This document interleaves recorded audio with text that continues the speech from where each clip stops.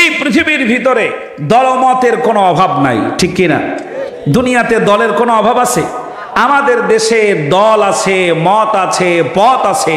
Awami League, BNP, জামাত, জাতীয় party, ৮ রশি, ৯ রশি, পুরেশ্বরী, সুরেশ্বরী, কি মিডিয়া, কত কত দল, কত কত মত, কত কত পথ আছে, তার কোনো ঠিক নাই, ঠিক না? আল্লাহ রাব্বুল আলামিন বলেন, ফারিকুম ফিল জান্নাতি ওয়া ফারিকুম ফিস সাঈর। জোরে বলেন আল্লাহু আকবার।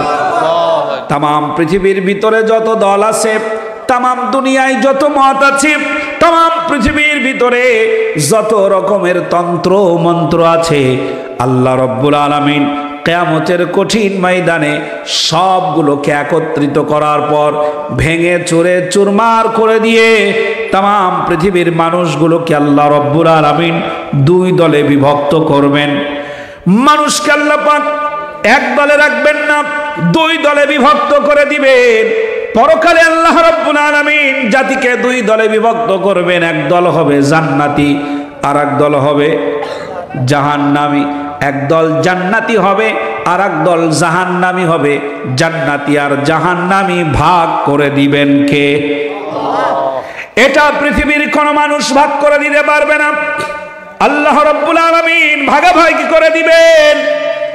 আর যদি আপনি দুনিয়ার কথা চিন্তা করেন, আল্লাহ রাব্বুল আলামিন দুনিয়ার ব্যাপারে 2টা দলের কথা কোরআনুল কারিমার ভিতরে উল্লেখ করেছেন। আল্লাহ পাক বলেন, উলাইকা হিজবুল্লাহ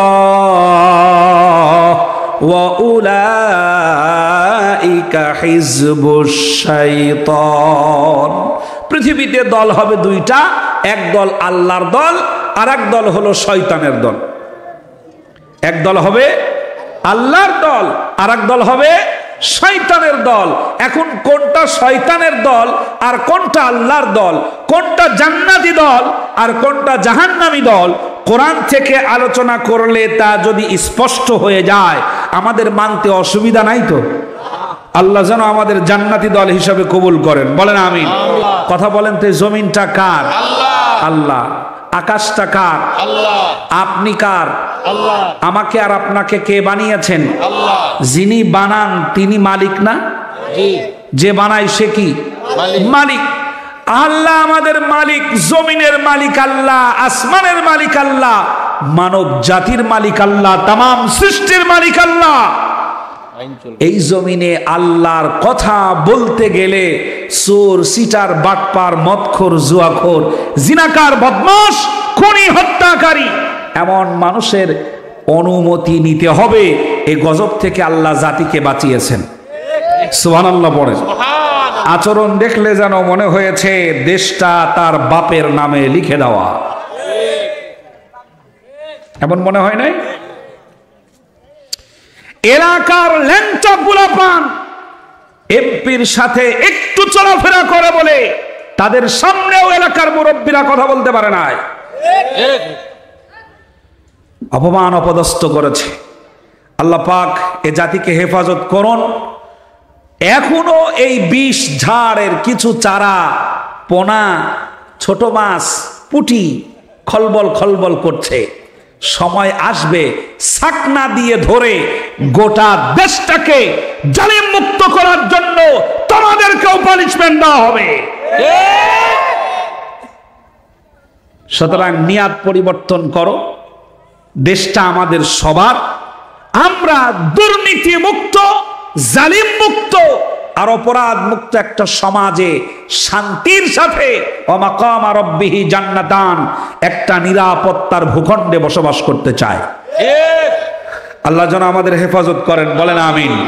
সম্মানিত ভাইরা, কোরআনুল কারীমের চাইতে শ্রেষ্ঠ কিতাব পৃথিবীতে আর নাই। কোরআনের আইনগুলি সংশোধন করার প্রয়োজন হয় না। কোরআনের আইনের সাথে কোনো কথা জুড়ে দেওয়ার দরকার হয় না।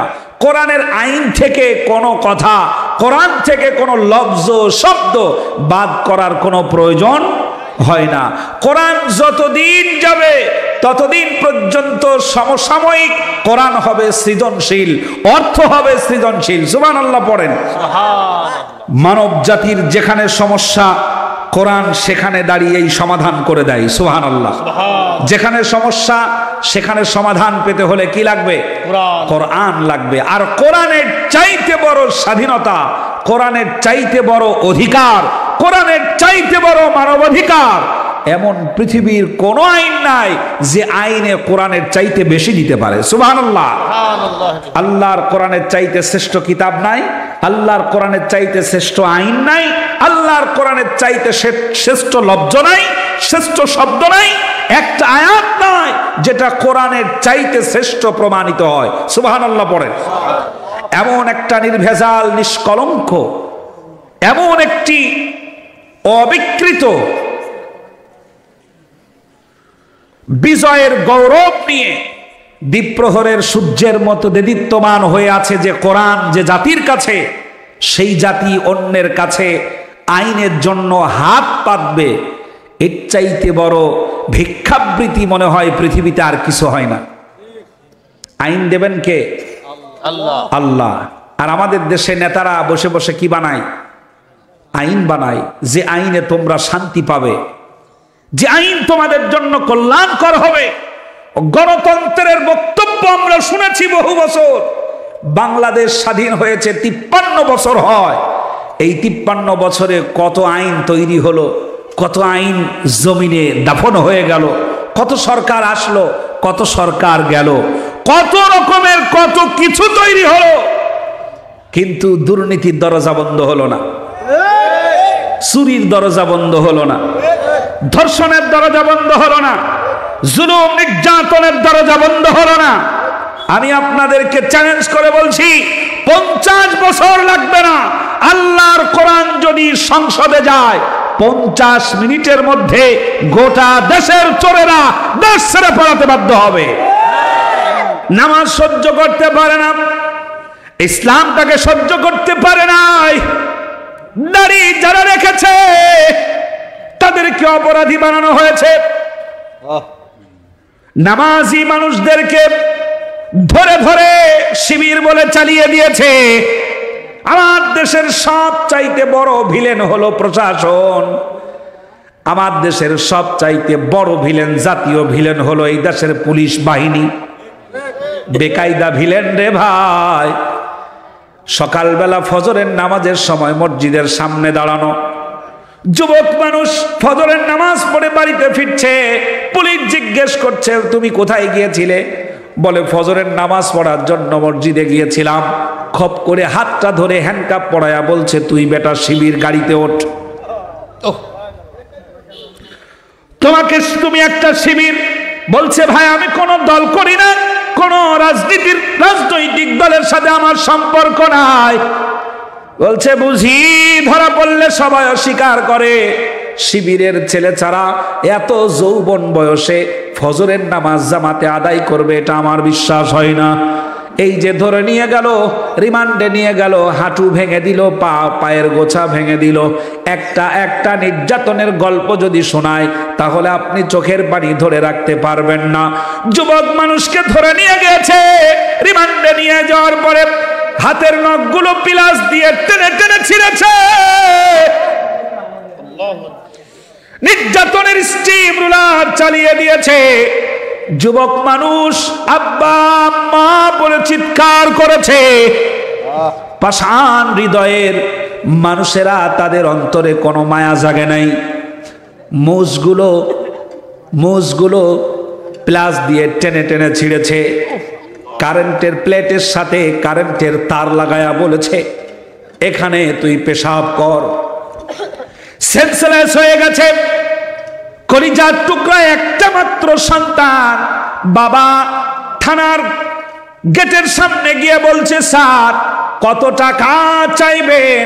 যা চাইবেন তাই দেব, দরকার হয় কলিজাগুলো বিক্রি করে দেব, কিডনিগুলো বিক্রি করে দেব, আমার ছেলেটাকে আপনি ছেড়ে দেন। আমার ছেলে কোনো চুরি করে নাই, আমার ছেলে ডাকাতি করে নাই। আমার ছেলে রাহাজানি করে নাই, আমার ছেলে ধর্ষক না, আমার ছেলে ইসলামী সাহিত্য ভান্ডার থেকে জ্ঞান অর্জন করে ছাত্র শিবিরে নাম লেখিয়েছিল, এটাই ছিল তার বড় অপরাধ। আর কোনো অপরাধ আমার চোখে ধরা পড়ে না। আপনি ভালো করে তদন্ত করে দেখেন, দয়া করে আমার সন্তানটাকে ছেড়ে দেন।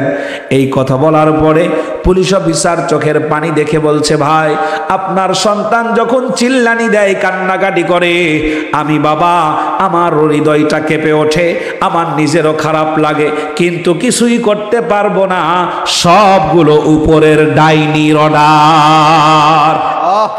আমার ভাইরা সবগুলো উপরের অর্ডার। আমার দেশের কুটনি বুড়ি ডাইনি খুনি রক্ত পিপাসু এইরকম অর্ডার করে করে মেধাবী ছাত্রদেরকে ধ্বংস করেছে বাংলাদেশ থেকে। জোরে বলেন ঠিক কিনা?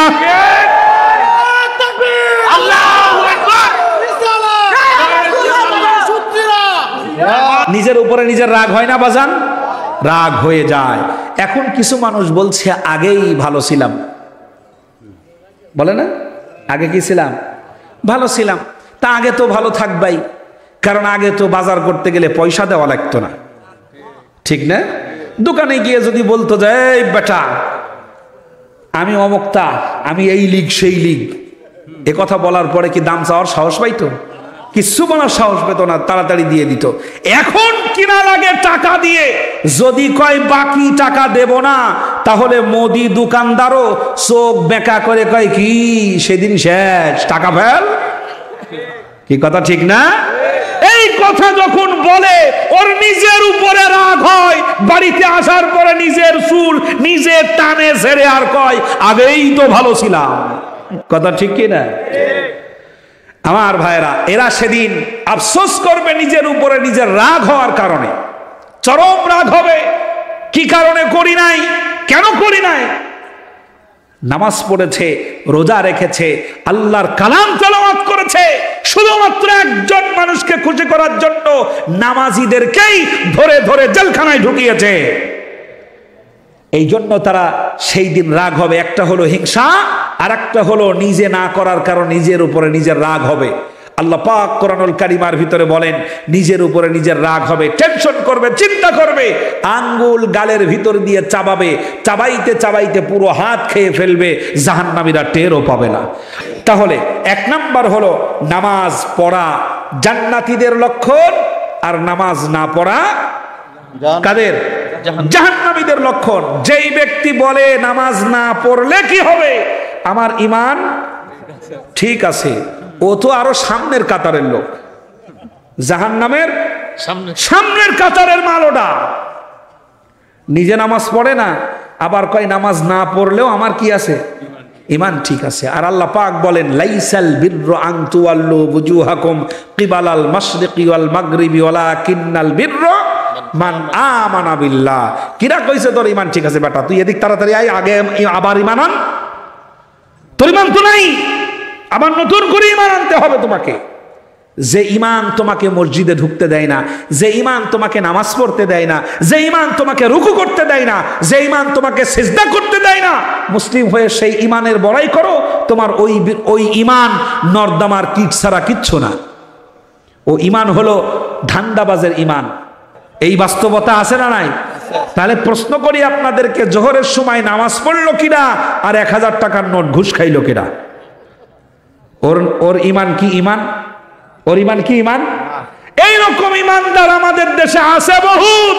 যেমন এক নাম্বারের একটা বাটপার ছিল শামীম ওসমান, ঈমানদার না? বলেন কি আমি একদিনেই নামাজ পড়ি 70-80 রাকাত। প্রতিদিন কি পড়ে? তাহাজ্জুদের নামাজ পড়ে, 70-80 রাকাত নামাজ পড়ি মিয়া। আমাকে ঈমানদার মনে হচ্ছে না? আর আমাদের দেশের সবচাইতে বড় ভিলেন গড মাদার, এইটা ছিল বড় বেকায়দা ঈমানদার। উনি নাকি সকালবেলা ফজরের নামাজ পড়ার পরে আগে খোঁজে যায় নামাজ। কি খোঁজে? যায় নামাজ। তাহাজ্জুদের নামাজ পড়ে, সকালবেলা কোরআন তেলাওয়াত করে তারপরে অন্য কাম করে। কোরআন তেলাওয়াত যিনি করে, কোরআন তেলাওয়াত যিনি করে, নামাজ যিনি পড়ে, সেই মানুষ কখনোই অন্য মানুষের চোখের পানি ফেলানোর কারণ হতে পারে না। তার নামাজ, তার কোরআন তেলাওয়াত, তার তাসবিহ আর তার হজ করা ধান্দাবাজি ছাড়া কিচ্ছু না।